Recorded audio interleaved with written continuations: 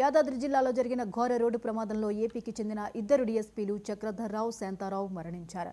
ASP Prasad, driver Narsingarao తీవ్రంగా గాయపడ్డారు. వారిని వెంటనే ఆసుపత్రికి తరలించారు. ప్రస్తుతం డ్రైవర్ పరిస్థితి విషమంగా ఉంది.